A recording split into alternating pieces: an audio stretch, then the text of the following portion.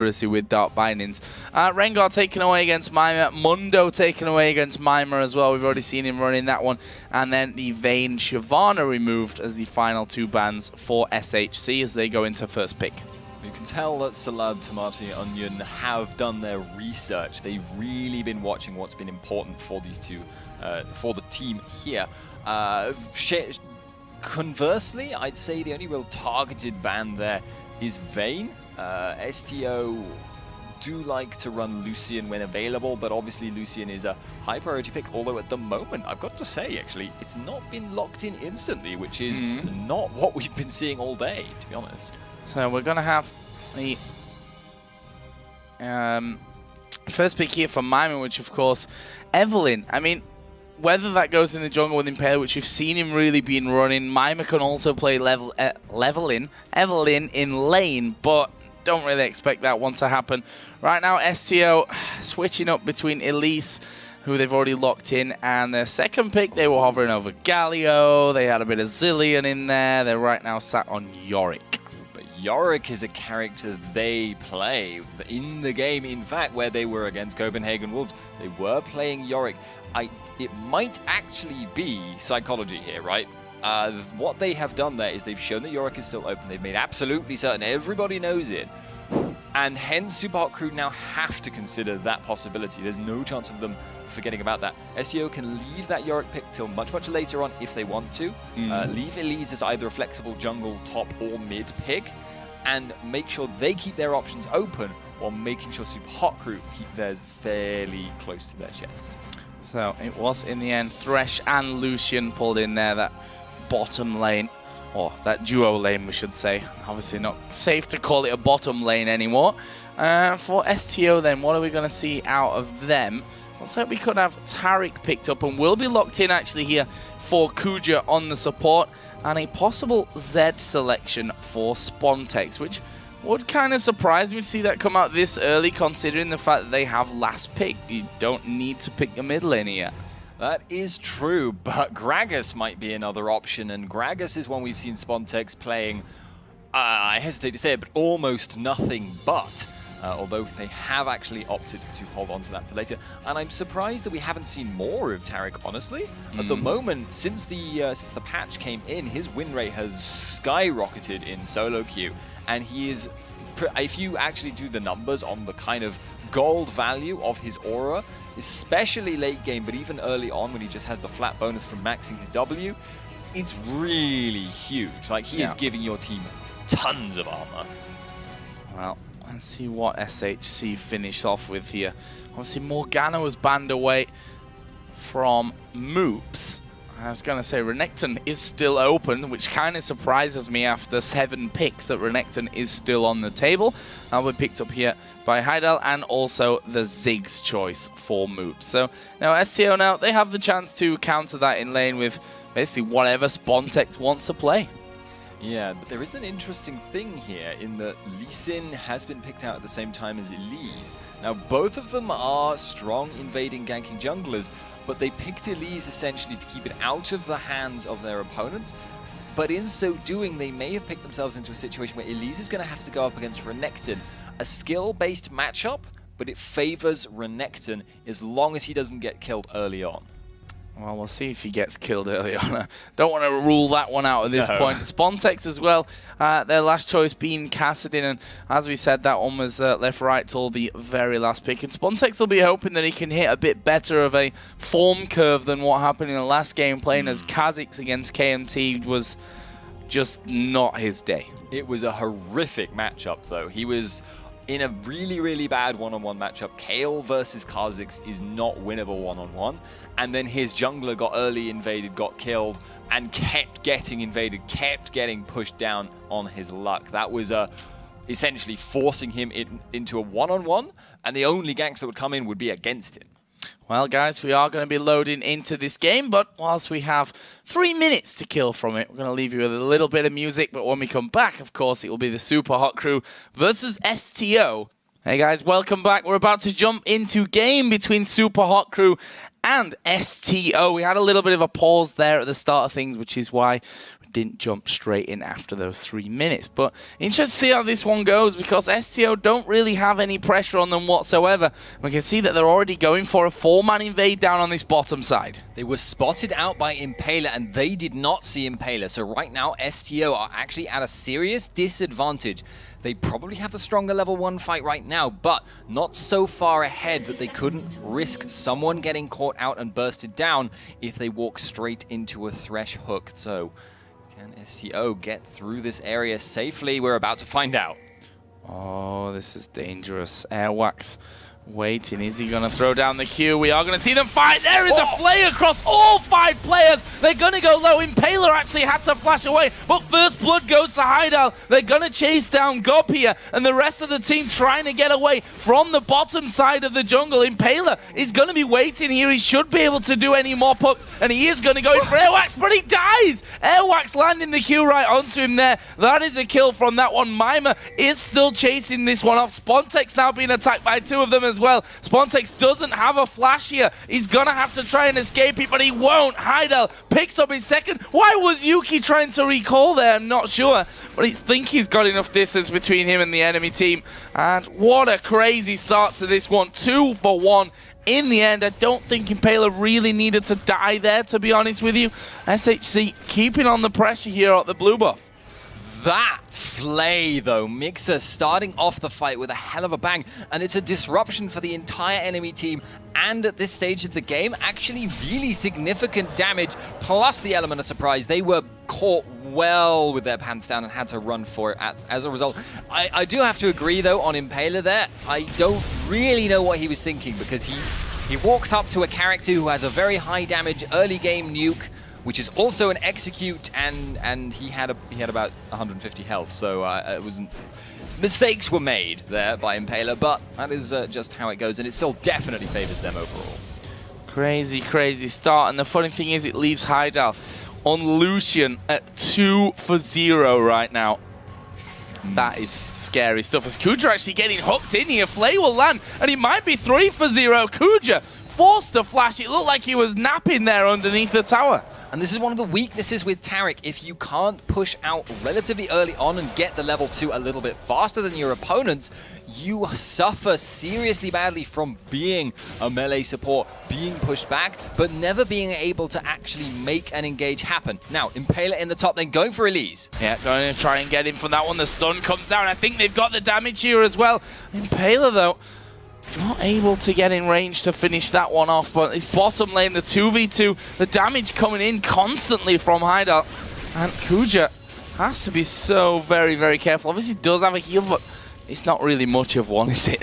No, it does add up over time, and generally nowadays Tarics tend to max that second, but there is another engage in top. Yeah, all going in there as Airwax actually coming around. Impaler gets hit with the Q there, which may have just saved Mimer's life, to be honest. He was going very, very low. Impaler going to do a run through the enemy jungle here.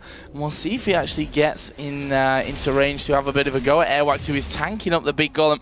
Actually does finish it off there and will escape back off to the lane. But there is a hook on towards Yuki. Have they got the damage this time to finish him off? He's going to go very low from this one, and it is finished off. This time it's Mixer that gets that one. Kuja trying to put the damage back on towards Heidel, but this bottom lane, talk about a disaster.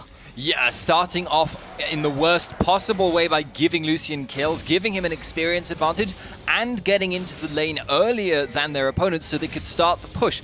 And Mixer started with a Fortitude pot. That means he is incredibly difficult to deal with, very, very, very tanky, and does more damage. Impaler once again going for the top lane, though. Yeah, going in towards Gob, who did use his flash earlier on, of course, and this time he's not going to escape. Impaler will pick that one up, and we can see that Super Hot Crew are recalling on the bottom lane. 1,500 gold in there for Lucian. He's going to come back into lane with the workings of a Phage plus a Sheen already done. There's 1,100 gold in the mid lane as well for Moops on Ziggs.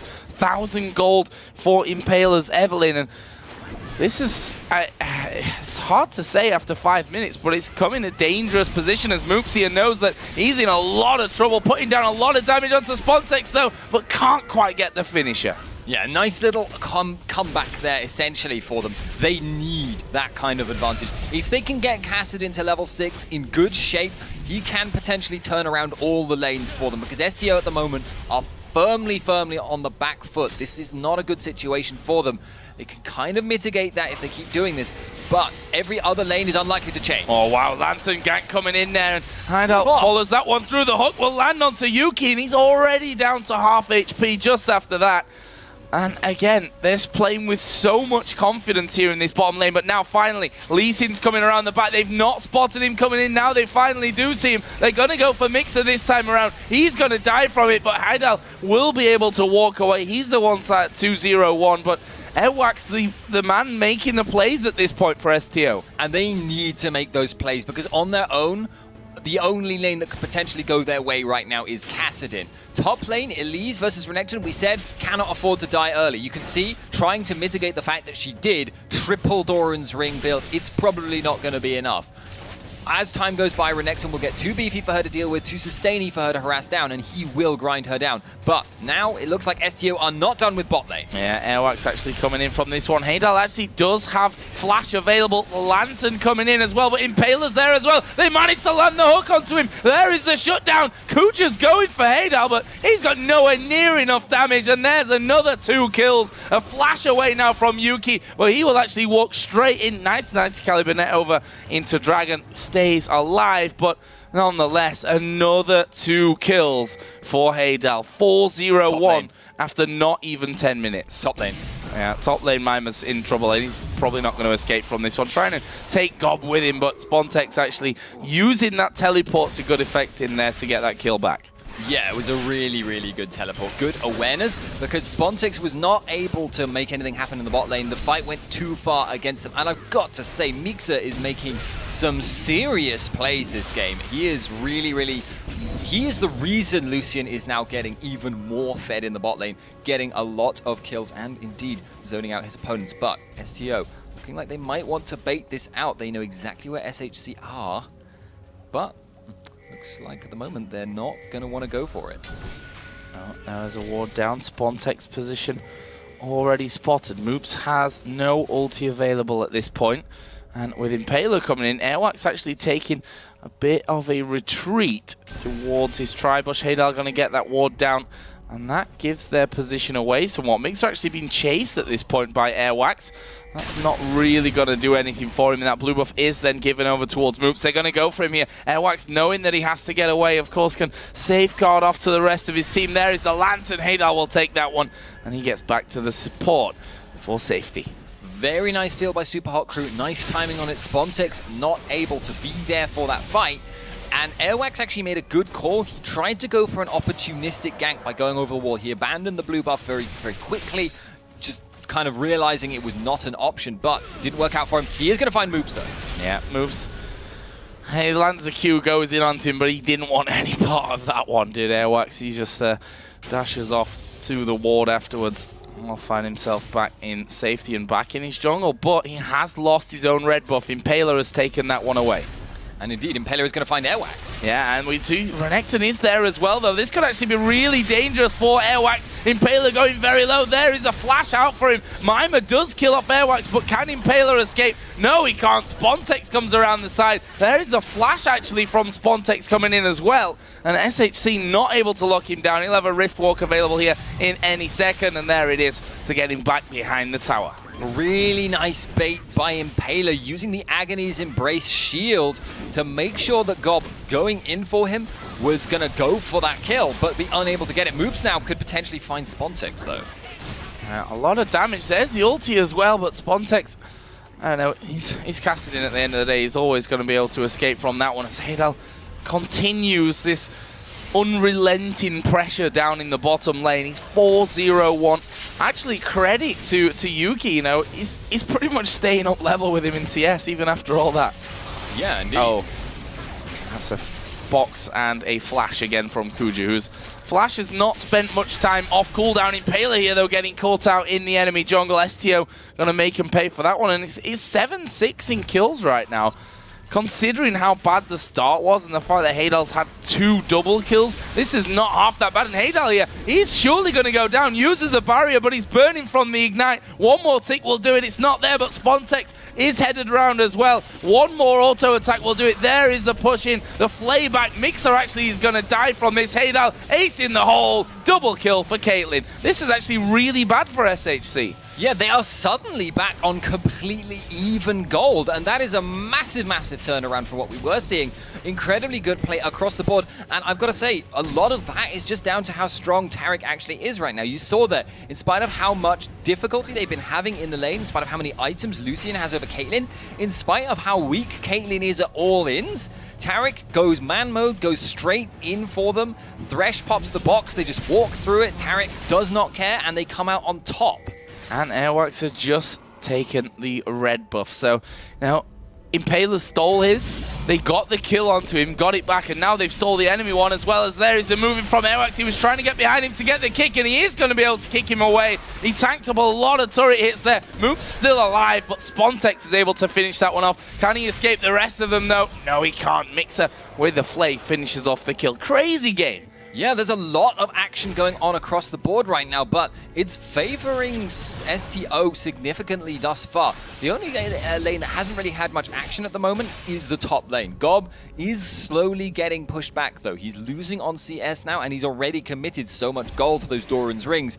Renekton will be a big, big threat, but not a huge difference opening up between them at the moment. So both teams can basically afford to leave top lane alone for now, and I think the next play for both teams, again, is probably going to be based around the Dragon. If Taric Caitlyn can push out this lane, it would give them that opportunity to maybe go for it. Well, they've already got the tower down, of course, and funnily enough, they lead in terms of tower kills at 1-0. And Kuja here just checking out the Dragon. Actually doesn't have a pink ward with him, so he's not able to put that down. But there is Impaler, finds him inside. He's going to be able to literally just walk away from that one. Impaler not really feeling it. The hook goes through, but Kuja already out of range. Yeah, and I just want to highlight 96 armor now on Taric with no armor items whatsoever. And that's pretty significant at this point. He has not yet maxed his Shatter. In fact, it's only rank 3. So it does look like they are going to hunt this down. Oh, this could be really bad for SHC again. This is 3 men closing in, and Mixer already going low. There's the ace in the hole coming out, and it's just going to be so very hard for him to escape. Kuja actually going in on towards Impaler. There is Heydal taking a lot of damage. Yuko is going to flash in there as well as the bomb from Ziggs comes through, but that's already 2 kills picked up. Impaler now going to try and desperately get away. The slow might be enough to help him out, but no, it won't. Spontex bursts him down, and that is 3-0. This is a game that started out with 2 kills for the AD carry of SHC. And they just aren't able to make anything happen from it. Oh, indeed. Killing top lane, Sorry. Mimer coming out on top there, but right now, Renekton needs to be making the roaming happen. And it does look like they're going to be going for the Dragon right now. Well, yeah, they just cleaned up that bottom lane, so if there was ever a perfect time for going for a Dragon, this would certainly be it. And there it is, picked up nicely for STO. They're now 2,300 gold in the lead, and we said it before that this team pushed the Copenhagen Wolves to their limits. They're not a bad team. No, STO are not, in spite of how comparatively poorly their record is. But Super Hot Crew need this game. I mean, they don't absolutely 100% need it, but if they do not win this game, it makes the bracket even more open than it was before. It's going to be a messy, messy bracket if this does go their way. There could be possible tiebreakers in this one, which is the best word. Good old tiebreakers. But no, I mean, things right now are very close. You've still got the likes of KNT, who are a couple of games behind everyone else, to be honest, in terms of what they've already played. They're going to be going up against the Copenhagen Wolves next, so that's going to be a real interesting game to watch. But for now, this one most definitely not over. They're going to go in for Impaler. They combo everything together, and he's dead. Not going to be able to escape that one. Airwax kicked him back. Airwax will pay the price, but STO continue to chase down. Heydal has to use his barrier, but it's Yuki at the back with Caitlyn doing all the damage. Spontex comes in, though, cleans things up, and this is another kill coming down. It's Yuki that gets that one, and that is a 4 for 2. That might not be even over now, though. Mima getting a little bit too big for his boots here, possibly. Gob going to be tanking up that turret. They've got minions coming in as well. And there is the ace for STO. 5 for 2, actually, in the end, because Kuja died as well. STO are absolutely on fire right now, making like amazing plays. You've got to give so much credit to Airwax, making multiple kickback maneuvers here, and indeed Spontex jumping in has just been doing so much work for his team. He's actually even able to take advantage of the Force Pulse, which since the changes to Kassadin, people have been maxing Force Pulse on him. Formerly it was generally Null Sphere, but since they nerfed the base damage on that and upped the base silence, it makes Kassadin actually a little bit more of an AoE threat, and Spontex has been taking full advantage of that, hitting multiple people with his main damage nuke at once. Yeah, certainly changed more into it always was as well, but a very clean-up type champion, which is what Spontex is doing really well with right now. 626 Rod of Ages done. Got that needlessly large rod in there as well. If you look at the AD carries, we saw double kill early on at level 1 for First Blood as well for Lucian, plus another double kill after that. He's now got Trinity Force, but Caitlyn, Yuki on the other side, he's now 517, has the Bloodthirster already in there, got a pickaxe and a Zeal as well. And such a difficult lane to begin with, and yet in spite of that, keeping himself completely on par and now significantly ahead as a result of that. Spontex actually teleporting though. Mima's in trouble. Yeah, Spontex going to come in from this one. Mima is trying to retreat from things, but can you retreat from a slow, from a silence, from a cocoon? No, is the real answer from this one. He's going to try, but Spontex obviously can keep up with him. Spontex will finish off for his 7th kill of the game. It looks like SHC are going to go for a push on this mid lane though with that, and they're going to take down that outer turret in the mid lane, their second one of the game. But look at this, STO is starting to come in around the side. The Q lands on Sahedal. He gets behind him. The slow comes in as well. Who's he going to kick back? He's trying to get in there for Ziggs, but I think they've done enough to really stop them as Spontex gets hooked. But SHC all very, very low. Kuja now pulled into the middle of the fight. He will be the sacrificial lamb really in that one, as they went a little bit deeper than they'd expected, I think. It's a 1-for-1, and the tower actually went over to SHC. They're not going to be too unhappy about that. And it was, again, a really nice hook there by Mixer that caused STO to come out worse in that engagement. Pulling in Spontex, predicting the Rift Walk, nicely done, but it was a very, very clutch situation, and they can't just rely on Mixer catching people out like that. And at the moment, the momentum is still firmly in STO's favor. And look at that, the 2 AD carries that I was talking about earlier, 1,500 gold is the difference between them at this point. I mean, the advantage obviously over for Yuki's 130 to 102 CS, and that's the thing, they were very much focused on kills in that early game, and I said it, I remember saying it, even after that two kills came in for Heidal, that Yuki was still keeping up with CS, and he's very much focused on making sure that his farm's right and getting involved in the team fights, and he's been paid off for that right now. Yeah, it's really working out well for them, because apart from anything else, Yuki is being left to pretty much DPS as much as he wants, because Spontex is such a big threat, and they're having to respect that by retreating away, trying to kite it out using Ziggs damage, but it's not working out unless they can get Mixer hooked, but not a reliable source of CC if they can dodge it. I'm wondering as well how it comes down when they're underneath the tower. I mean, Kuja obviously, with the armor that he has, 157 at this point, is going to be able to tank up a good few hits from towers if they go in there. But STO, are they going to be able to get through those waves quick enough? I mean, Moops is going to be clearing out very, very fast, as can Lucian, of course, with the culling in particular. Yeah, it's one of those things where actually, because he's now so tanky, and because he makes everyone else tanky as well, he will actually be able to facilitate a lot of very aggressive plays from STO, and that's kind of the playstyle they're running at the moment. Oh, Airwax actually going over there. He might need to get away. Actually lands the Q onto the Dragon, but will it be enough to get away? No. A little bit too cocky with that one. The culling actually coming through. There's the ulti out of Ziggs as well, and they might have done enough to force STO away from Dragon to pick up themselves. And it didn't reset either. And that was actually a nice, like, there was nothing wrong with what Airwax did there. He just got outplayed by, again, Mixer. He jumped across the wall with the W and was relying on being able to Q back to the Dragon. He got hooked. I think that was within his kind of expectations. What was not was the fact he got flayed out of the second part of his Q, which cancelled the dash, which cancelled his escape, and as a result, he was in a lot of trouble. It looks like there may be some aggression in top lane now.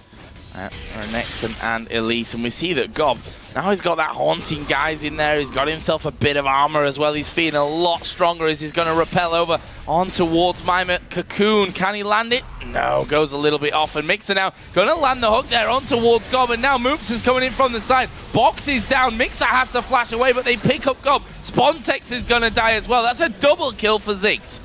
Clutch stuff, but they are costing themselves some pressure in the bot lane. STO gonna take this tower unless Lucian can pull off something really incredible. He's already used the culling, so there's no way for him to stop that tower falling.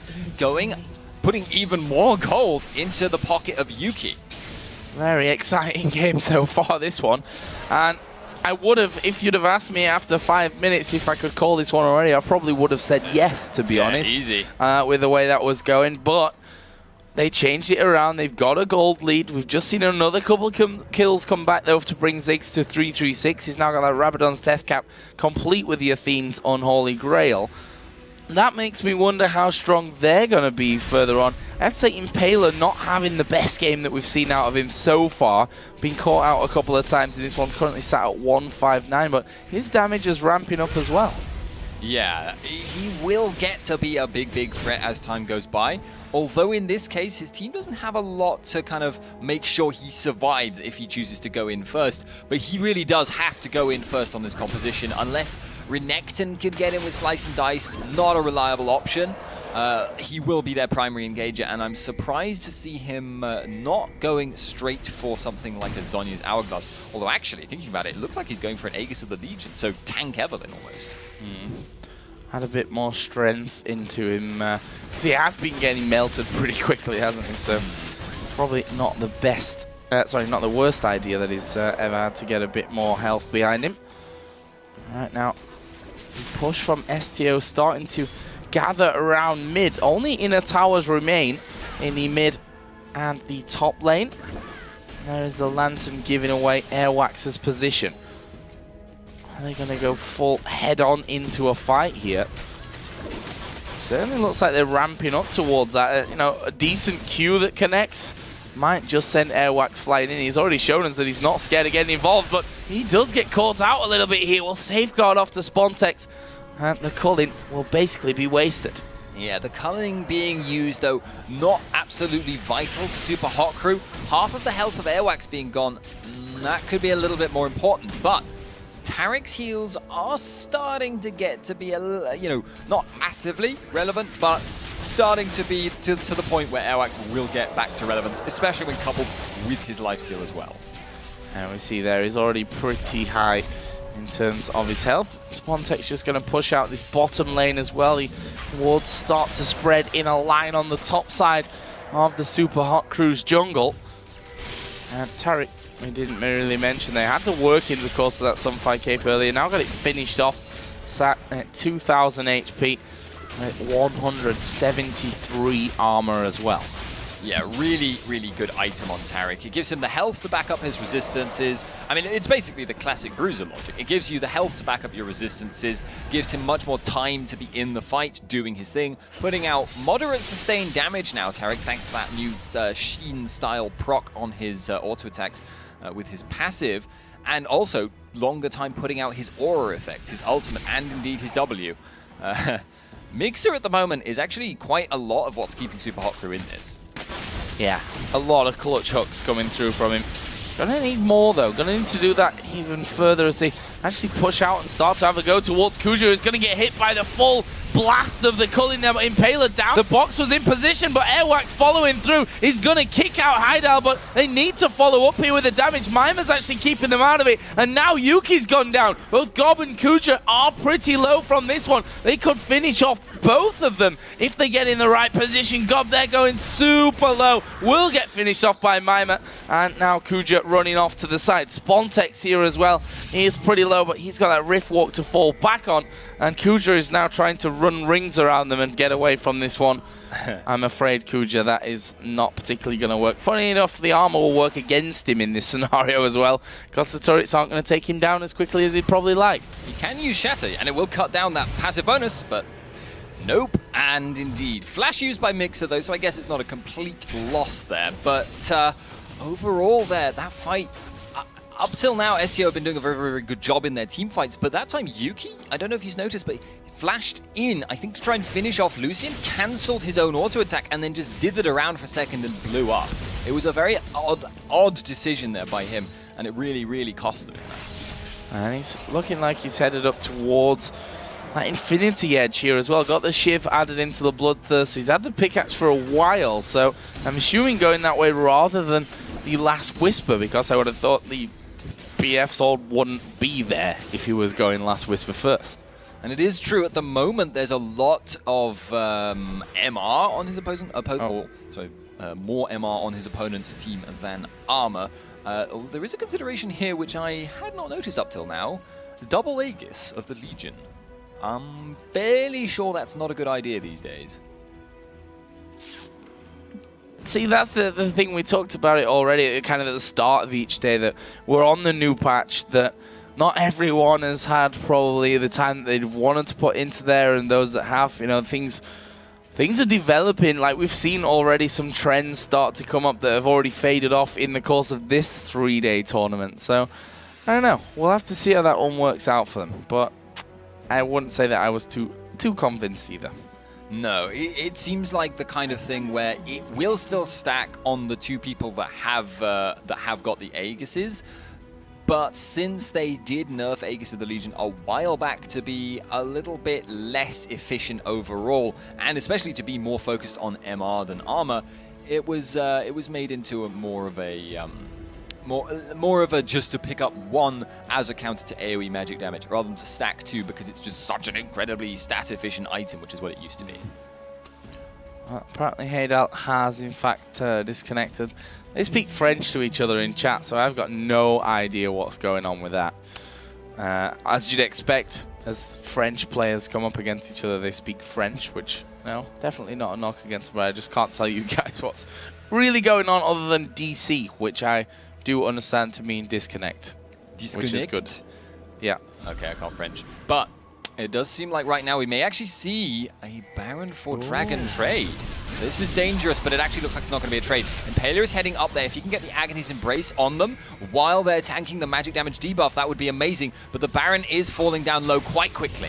Yeah, Baron already down to 2,000 HP. Can they get in there? No, they can't. It's been taken.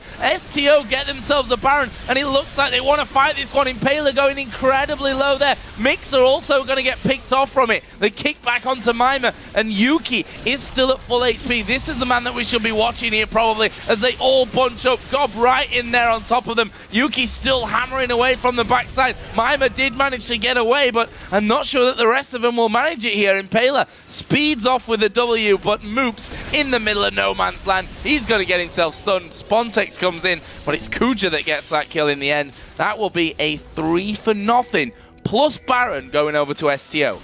Really, really, really clutch call by STO. They saw the opportunity. They knew they could actually back off if Super Hot Crew came too quickly.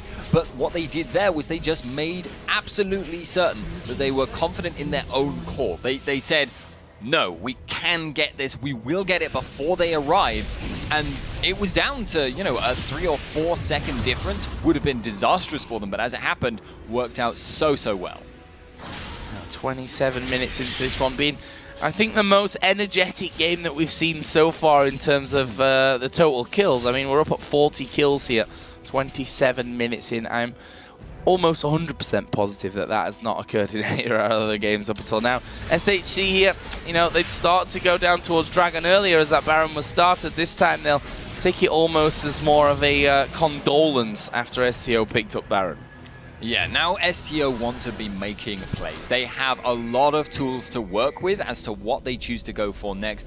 They've got Spontex, who's getting his Void Staff there. Going to be getting pretty dangerous now for anyone to fight up against. And very, very difficult to pin down as well, thanks to being Kassadin.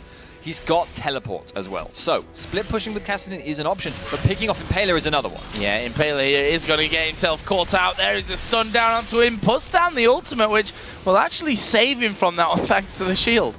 Very nicely done there, actually. I thought for certain he was dead in that situation. And one of the things you'll actually quite often see with Evelynn is there's a slight delay from using the ultimate and having the damage resolve to getting that shield actually appearing on you. After it's like maybe half a second between them. Sometimes that's enough for the people to burst you down if you were doing it on reaction, but Impaler judging the time very effectively and was able to keep himself alive and then run straight for Thresh's arms. But at the same time, not something you want to use when there's a possibility of a team fight breaking out here. Just to keep yourself alive. And you see the traps already going down from this one. We've seen that Moops can clear out these waves incredibly quickly, so it's not really the end of the world. They know that they can actually get rid of them. And we see that waves pretty much being destroyed. The hook actually landing, and Mixer gonna go in. He's put down the box, but he's finished off very, very quickly. Impaler trying to get to the front, but STO didn't really lose health there. That's a bad sign for SHC. Yeah, if they had Agony's Embrace there, they could have gone in on that. That would have worked really, really well. Mixer would have just gotten a 3-man play into like a 3 or 4-man Agony's Embrace. It would have been terrible, terrible damage. But as it happened in that case, Mixer went in, just got bursted down instantly, and his team could not follow up. They did not have the damage, and clearly disagreed with the call in general. Yeah, and I just noticed there how hard Yuki's hitting. He did go for Infinity Edge, as I thought, leaving that for that pickaxe for the last Whisper as well.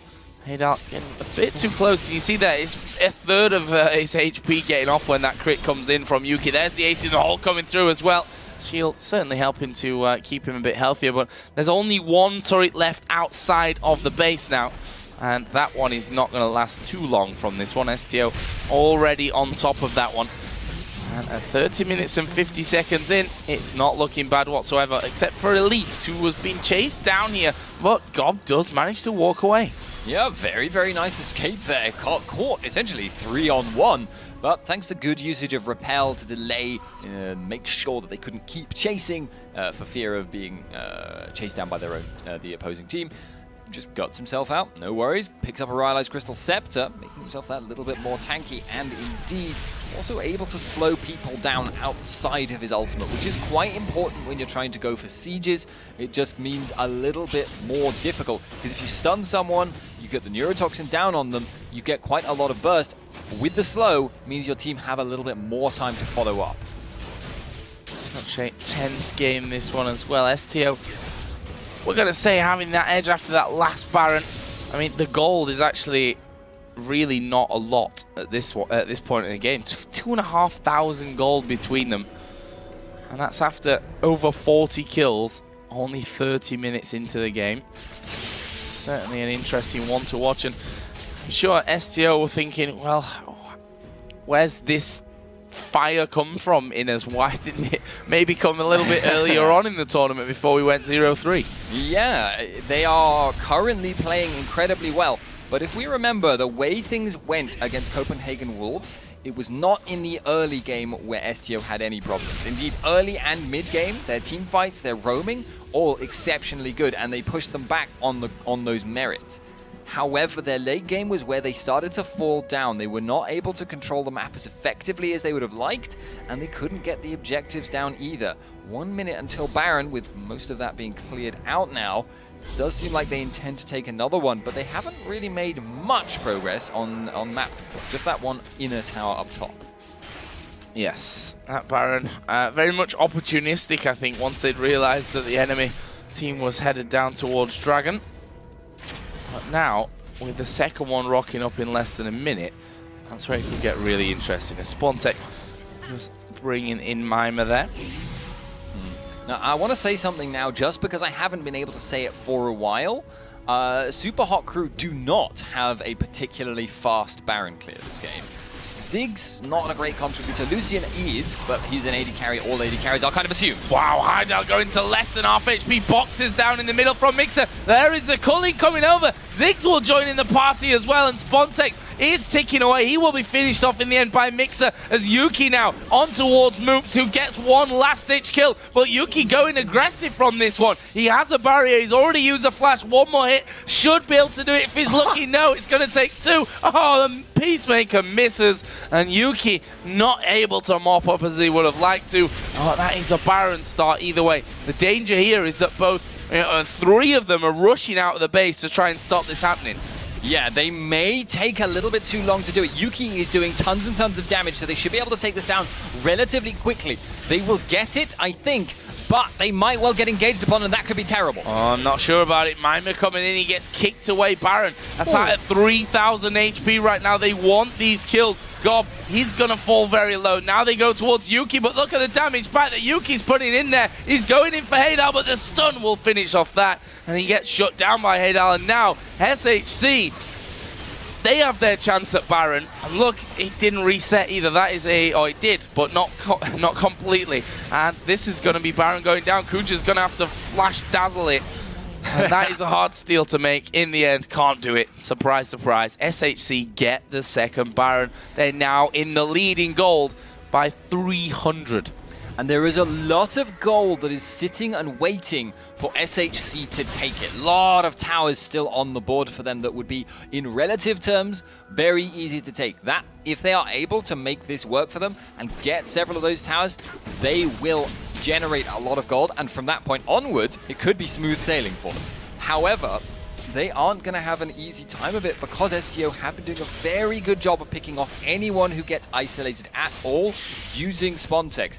Now they're not going to have to be concerned about towers, and they're on the defensive. That gives them a lot of tools with which to catch people out, where before they were kind of just keeping them in their base, which was bad for SHC in terms of losing objectives over time, but good in that they were just, they weren't getting picked off at all. It's pretty much impossible to catch someone out inside their own base. Now SHC get themselves a dragon as well. That brings them up now to almost 1,000 gold in the lead, and they get their wards down in the enemy jungle as well. Generally everything working out nicely for them at this point. If you look down some of the items, like Quicksilver Sash was picked up earlier for Heidel. He's now back on his path towards damage, as he has that working of the Bloodthirster coming in to add to that Trinity Force, and a Last Whisper on his side. Look at Taric though. Randuin's Omen, Sunfire Cape. Kuja's got a lot of armor in the tournament. He's kind of racking up towards the Mimer Mundo armor that we saw yesterday or the day before. I can't exactly remember. That was, I think, 330 something that he got up to in that one. Kuja's not that far behind. No, and he needs one or two more armor items and he'll be up there. And he probably has more potential to get the armor in total, because obviously Mundo had a Warmogs in his build, which isn't an armor item, and therefore there is a good odds on that front. That being said, Taric, although he will actually contribute quite a lot to his team's damage, especially Yuki's, because his armor shred will get ridiculous as his armor increases, he's not a major damage threat at the moment. He's mainly an aura bot, unlike what Mundo was doing, where he was an impossible split pusher. So, blue buff is up, and SHC want it. And probably more to the point, they don't want Spontex to have it.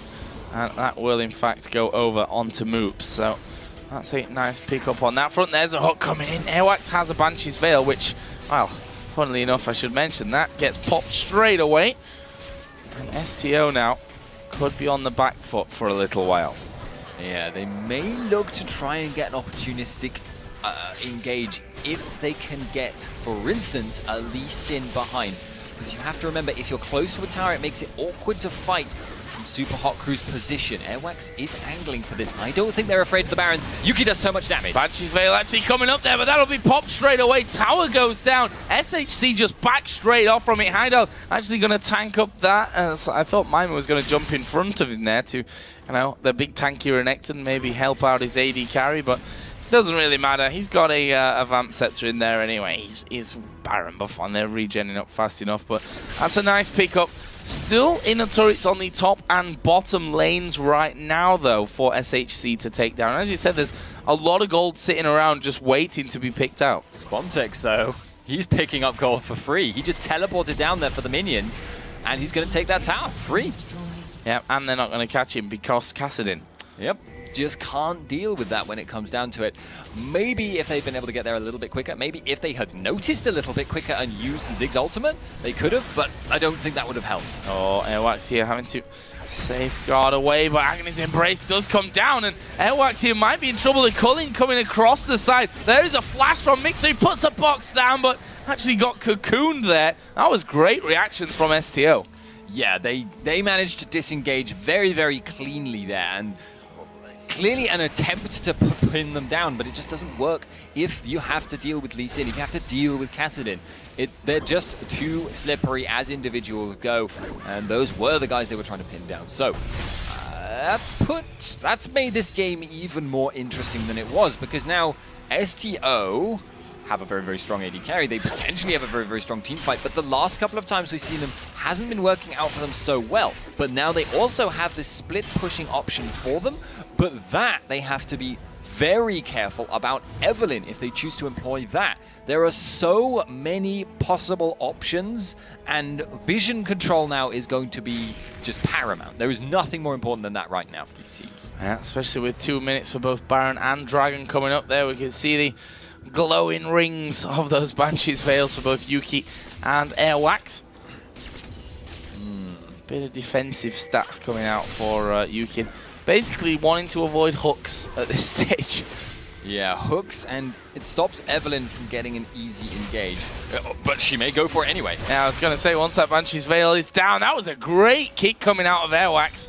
Knocks them all back into each other. Stops the chase happening. There's a recall coming in from Elise, from Gob on the top side. They know they need to defend this inhib tower. They are going to push this in now. Super Hot Crew have got superior poke, and unless Airwax can get another good kickback, another good engage, it may just be that they end up getting bled and lose their tower. But Airwax has shown he's very, very good at engaging, and anyone that puts a foot even a small amount wrong could get Elise stunned into Tarek stun. Oh, Heidel here going low. Stun comes in there as the ace in the holder actually lands onto Mima. They're going for Kuja. The tank is down. That's bad news for STO now. Are they going to keep going through? Impaler takes a lot of damage, actually gets out through the lantern, and that will be a 2 for 0 for now. Have SHC got enough here? They decided to tank it up. They're very, very tanky, the two guys that are doing it. Well, actually, Impaler's decently tanky, actually. Aegis of the Legion. There you go. But between the two of them there, that engage was just a bit messy. Spontex could have just allowed that to be poked, but it looks like this isn't done. Box actually being thrown down here by Mixer, and there we see Airwax going into the back of him. He will get in for the kill, and that's 2 going down. Make that 3, and now they're going to try and run away, but it's not easy. This is a big chasing team coming in. There was the cleanse to get out the slow, but the Q has landed. He's not going to be able to cleanse again. And Airwax, it's just a case of landing his skills at this point and stopping Heidel regenning up too much onto him. He's missed his Q again. You can't afford to waste time like this right now. Think about the situation if it was an ace. They've got their AD carry alive. They've got 30 seconds at least until anyone comes back up. There are multiple inhibitors open. Hell, the Nexus might have been a viable option if they'd been able to clean that up a little bit quicker. As it is, probably not going to be more than an inhibitor tower or an inhibitor to go for here. Yeah, that was a little bit messy, I think, to say the least. But STO now are going for that inhib turret. Obviously, they did get the one in the top lane thanks to Spontex's teleport, basically, earlier on. But they're backing away. They're not going to keep pushing on from this one with Impaler up in 1 second, Mima up in 5. And home guards pretty much across the board. Understandable, not safe though to stay in, and especially when the Baron's there, of course. That's going to get started off. STO should have this one for free. Yeah, they will clear that well before Impaler gets there. And Impaler actually needs to be a little bit careful he doesn't have to worry about being spotted out and caught. But actually, if STO were to recall there, they might think it's a... Don't stop my TP, says Airwax. He's recalling right in front of them. He knew they could see him. I guess he just figured that they would figure it was a bait. This game, though, I have a feeling that it's not over. I mean, SHC, yes, they're behind now, even though the gold is pretty much irrelevant since everyone's up at full builds. We're going to see a dragon going over now to SHC, which brings it to just a 500 difference. It's 24 to 27 on kills, 8-5 in turrets, though. And with 2 inhibitors open, it could swing harder for STO at this point with just taking those 2 down. Yeah, and remember though, Super Hot Crew took that fight over the inhib at first. They just got greedy. They stayed in a little bit too long and ended up getting cleaned up very, very messily, as you put it, by Lee Sin and Kassadin. As it is now, though, will that situation occur again between the two teams? As you say, gold is now pretty much irrelevant. Both these teams are capable of taking fights. It just depends on who gets the best initiation.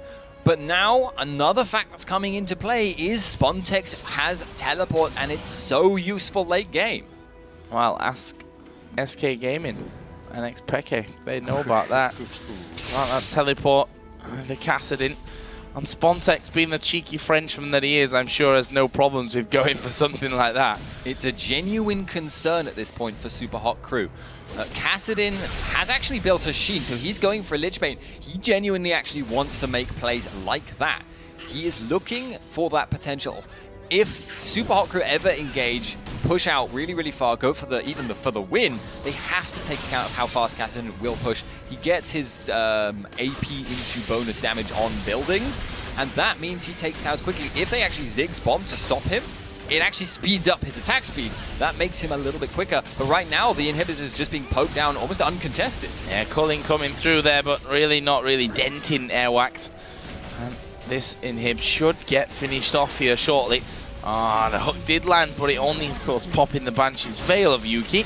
As Impaler does take a lot of damage, and there is the box going down. They're going to go for the fight. Kuja goes low. Kuja is down and out. This could be bad for STO. We do see the Zhonya's from Gob. Is that going to be enough to keep him alive? Spontex actually got flayed as well there. This is really bad for STO. Push coming through. Airwax flashes away from the water bomb from Ziggs. Ace in the hole did come through and did get moops in the end.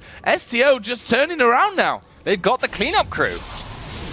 Well, they could go a little bit deep if they're not careful on this one. Mixer actually is going to go down in the end, and I'm saying this is bad for STO, and you just forget that Yuki somehow, the AD carry that's so beefy, is still alive there at the back, still able to take chunks out of everyone that's in front of him.